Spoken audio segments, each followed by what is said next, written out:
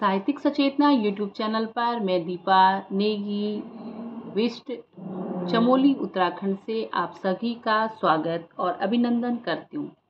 साहित्यिक सचेतना YouTube channel का मुख्य उद्देश्य सनातन के मूल मंत्रों को जन जन तक पहुँचाना है। मैं आज मोक्ष और बंधन पर कुछ विचार प्रकट कर रही हूँ, जो इस प्रकार से है। मोक्ष को जीवन का परम लक्ष्य माना गया है और बंधन का कारण अविद्या है। अविद्या के कारण अहंकार उत्पन्न होता है। यह अहंकार ही जीव को बंधनग्रस्त कर देता है तथा बंधन की अवस्था में जीव ब्रह्म, आत्मा व जगत के वास्तविक स्वरूप से अज्ञान रहता है और इस बंधन को उपनिषद में ग्रंथि भी कहा गया है। मोक्ष के लिए विद्या आवश्यक है और विद्या के लिए अहंकार से छुटकारा मिलता है। विद्या के विकास के लिए नैतिक अनुशासन आवश्यक है और इसके लिए सत्य, अहिंसा, अस्तेय, ब्रह्मचर्य, अपरिग्रह आवश्यक है। जीव का ब्रह्म से एक हो जाना ही मोक्ष है।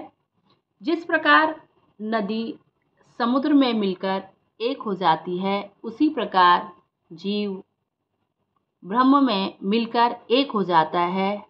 यह एक आनंदमय अवस्था है और ब्रह्म आनंदमय है, यही सत्य है। इसी के साथ मैं सत्य पर अपनी एक रचना प्रस्तुत कर रही हूँ, जो इस प्रकार से है कि रोज सुना है मैंने कहते कि सदा सत्य है बोलना। सत्य कोई वस्तु नहीं जो बाजार में खरीदी जाए। सत्य है आत्मज्ञान जो मानव के भीतर स्वयं से स्वयं की है पहचान। आत्मा शुद्ध ज्ञान स्वरूप प्रकाशवान बंधन से है मुक्त, यह है सत्य। जीवन रूपी रथ में सद्गुणों को धारण करके कर्म करते रहना, यह है सत्य। काम, क्रोध, राग, द्वेष, लोभ, मोह, छल, कपट शस्त्र है अविद्या के। इन शस्त्रों का मोह हटाकर आनंद की अनुभूति करना, यह है सत्य।